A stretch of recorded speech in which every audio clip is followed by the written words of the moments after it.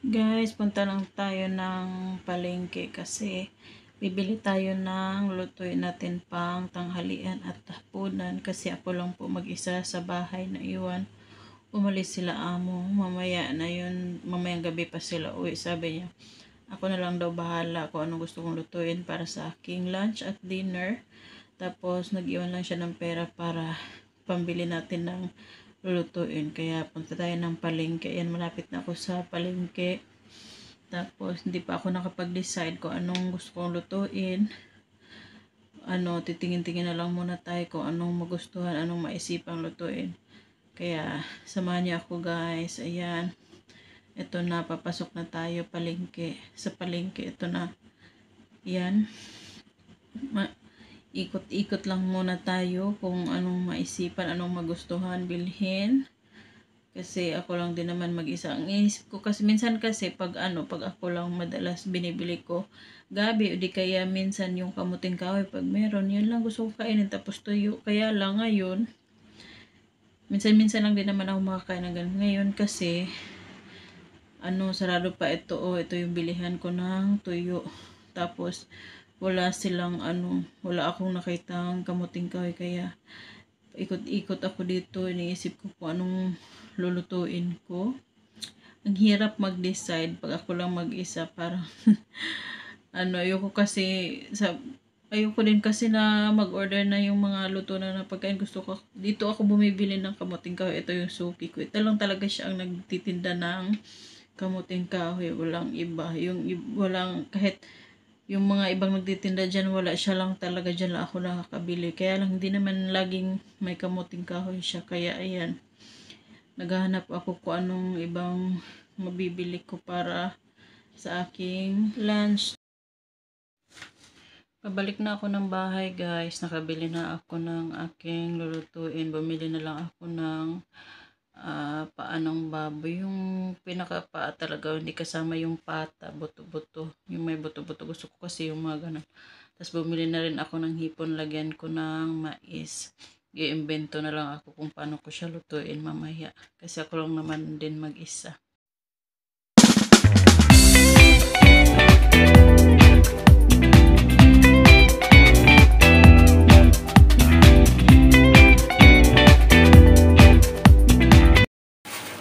Dito na tayo sa bahay. Magluluto na ako ng pang-lunch ko. Tapos isang lang pati dinner kasama na. So, bumili ako ng baboy. Paa ng baboy. Tapos, bumili din ako ng hipon. Para isang lutuan lang. Sabay ko na. Ayan, ito hipon. Tapos, itong baboy, ilaga ko lang. Yan siya. Tapos, bumili na rin ako ng repolyo. Tapos, sibuyas. Ito yung sibuyas na may dahon. Tapos, itong mais, para ihalo ko sa hipon, lagay ko sa hipon. Basta, kung ano yung naisip ko, yun na yun. So, ito may gabi pa ako panghalo dun sa baboy.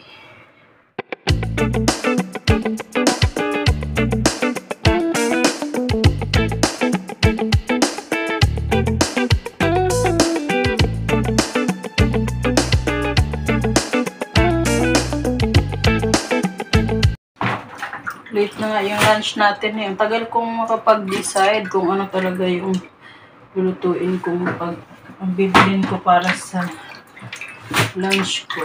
Kasi ako lang mag-isa dito sa bahay. Umalis sila amo, mamaya pa yun uwi. Ako na lang daw bahala sa pagkain ko, tanghalian at hapunan. Kaya ito, wala akong ibang maisipan na bilhin. Bumili na lang ako ng baboy para ilaga. Gusto ko kasi itong mga buto-buto. Yung paa kasi may pa siya, may taba. Ito, hugasan ko rin ang hipon.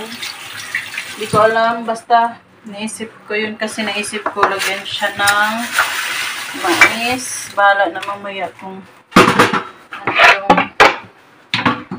resulta nito. Basta magluluto. Amin ko lang tong sibuyas.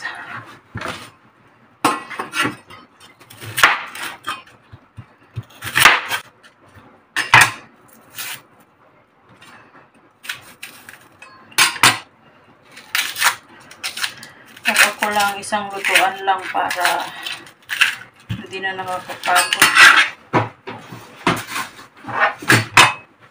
Pero pag nandito sila, magluluto ako ng pang lunch, tapos magluto pa din ng dinner. Ang dami kong lutuin.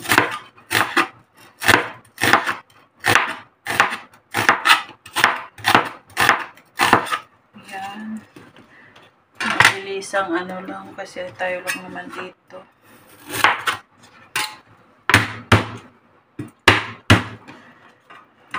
Luya. Igisa ko muna siya bago ko siya sabawan.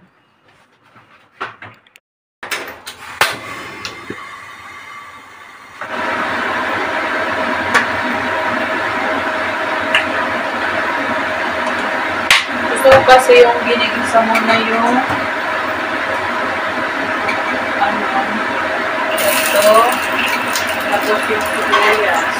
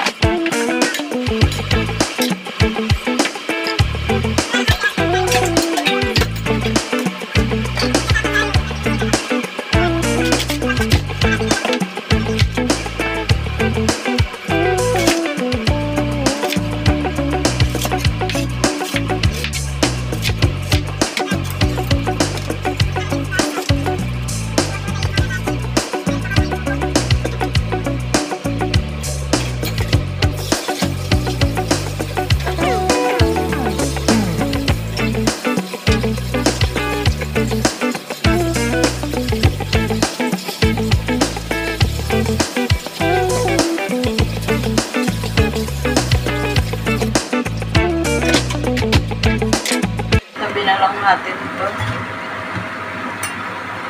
So, ayan, hindi ko naman ang aking lilinisan.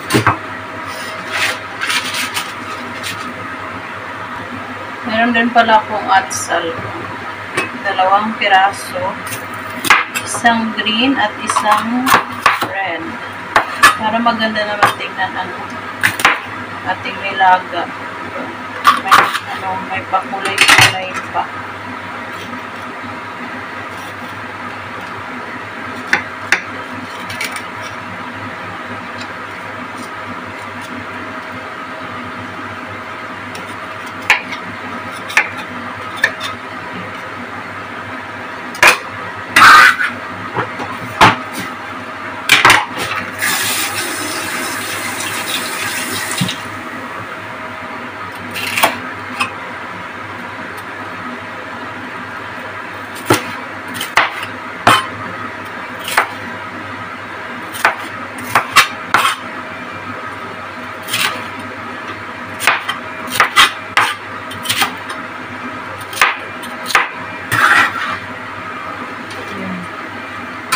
lang natin dito sa gilid. So, ito, mamaya ito. Linisan ko muna ang ating hipon.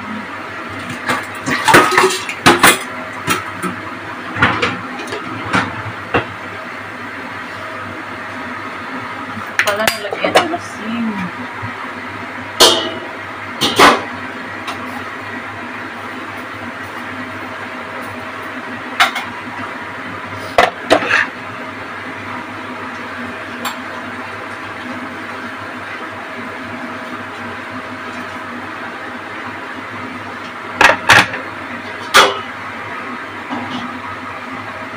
Lambutin na muna natin ang baboy.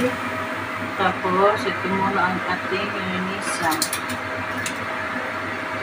Nagalan ko lang siya ng mga galamay.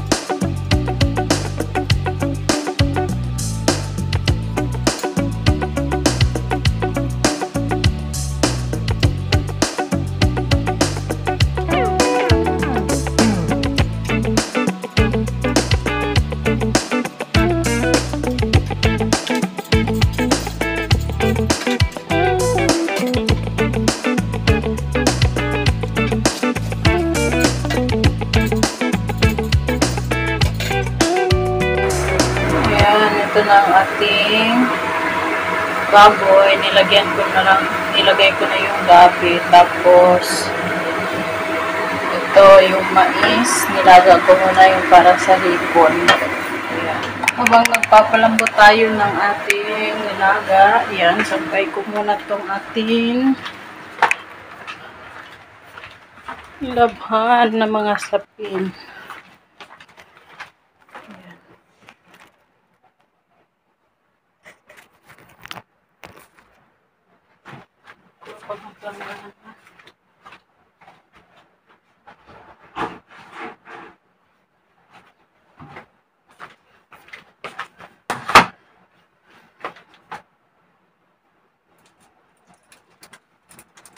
Pay muna tayo habang naghihintay tayo dun sa ating pangtanghalian na maluto. Kasi para mamaya makapagpahinga naman tayo habang wala sila. Kasi pag nandito sila, hindi ako nakakapagpahinga. Yung hindi ako makakatulog din sa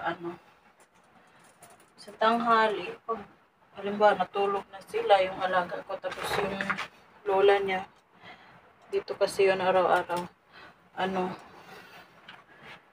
kapag matutulog sila, gusto ko talagang yung makapagpahinga man lang kahit mga 30 minutes, makatulog.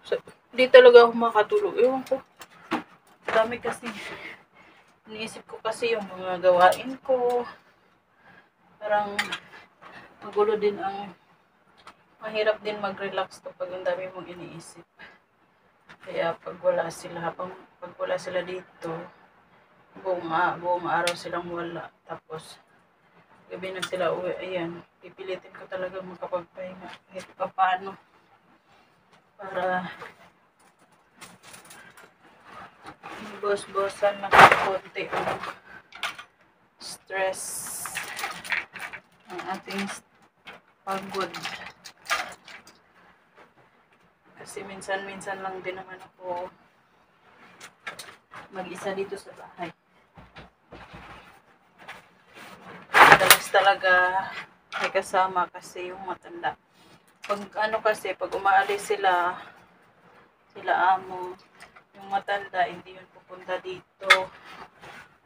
Kaya ako lang may iwan. Tapos, magluto lang din ako ng para sa akin. Kaya, tuwa din ako pag ano, pag hindi pupunta yung matanda para makapagpahinga ako. Kasi pag nandito yun, wala.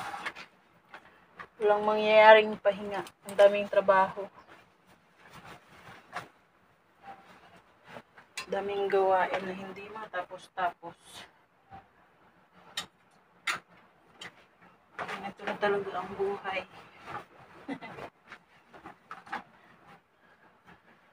Buhay katulong.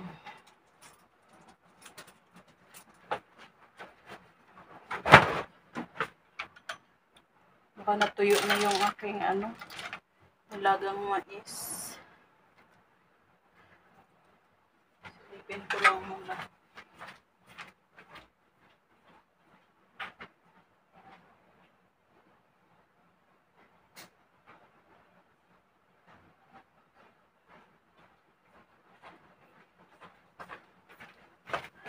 Yan. Pinatay ko na kasi naluto na siya. Meron pa akong mga tutupiin.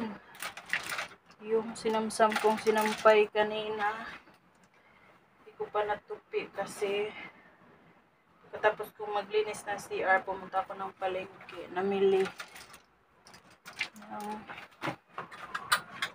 lutuin. Kaya ayan. Nangarag na. Dami pang gawain. Anong oras na?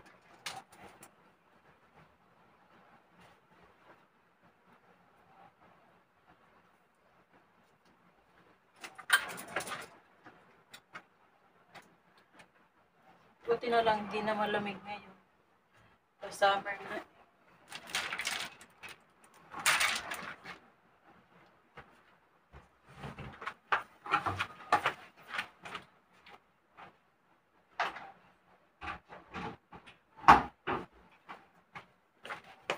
Buksan ko lang yung electric fan para may konting hangin, di mangamoy yung kwarto. Tapos, balik na tayo dun sa kusina.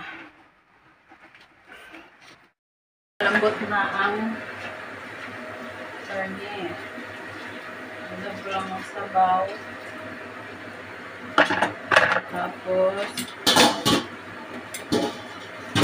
lagay natin yung gulay.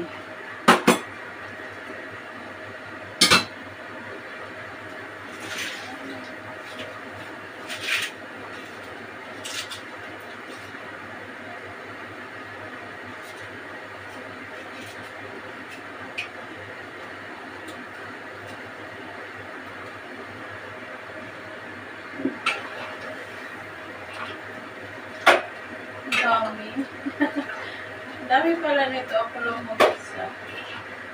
Kaya ko itong papakin.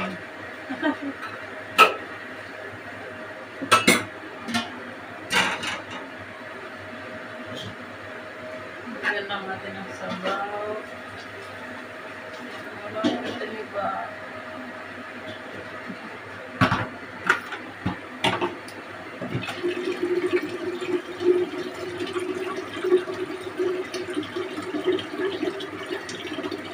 Wala silang sandok na ito lang talaga yung pang-prito.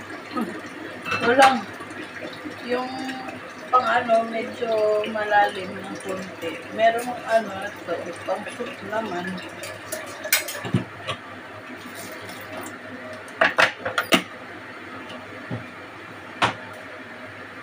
Ito lang talaga laging ginagamit ko kapag nagluluto ko. Kahit Ito na ang ating nilaga. Ayan po, nalipat ko lang siya dito sa isang lalagyan kasi gagamitin ko yung kawali. Nagluluto ako ng hipon.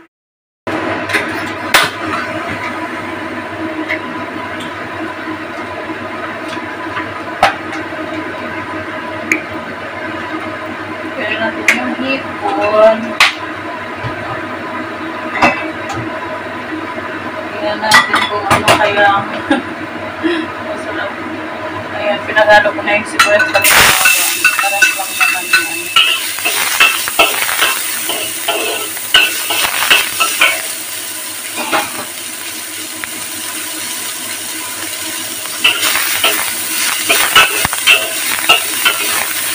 Lagay na natin si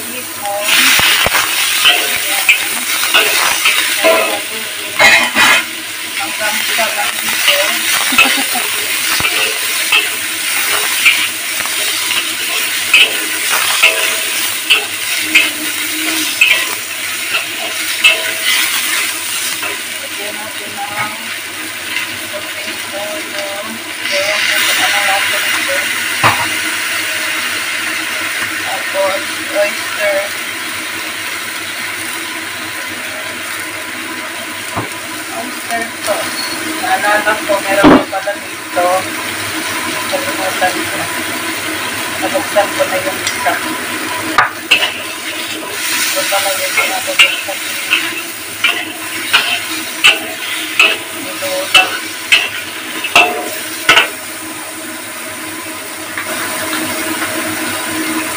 Ito konting tubig. Tapos, yung konting balasa.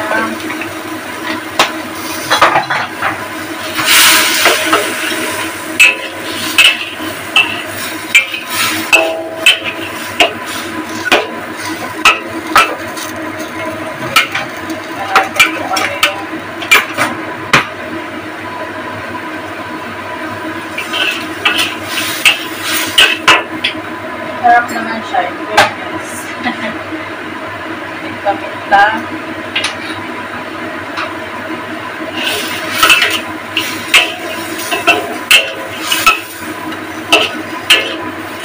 Ayan. Lagay na natin yung mais. Nilaga na yan. Tutugan na natin ng konting oyster. Kasi parang kulang pa sa akin yung lasa.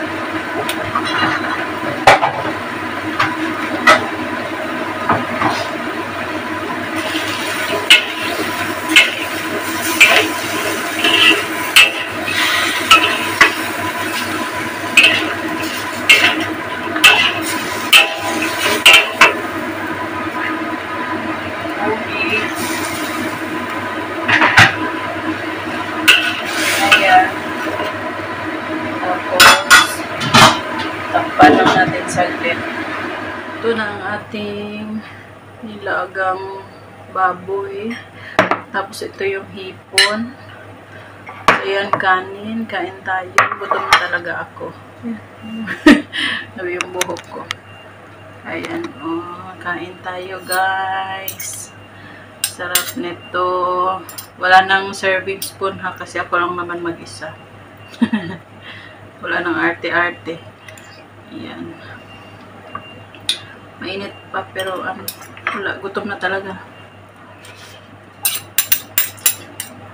Sarap. Ngayon lang ako nakakain ulit nito. Kain.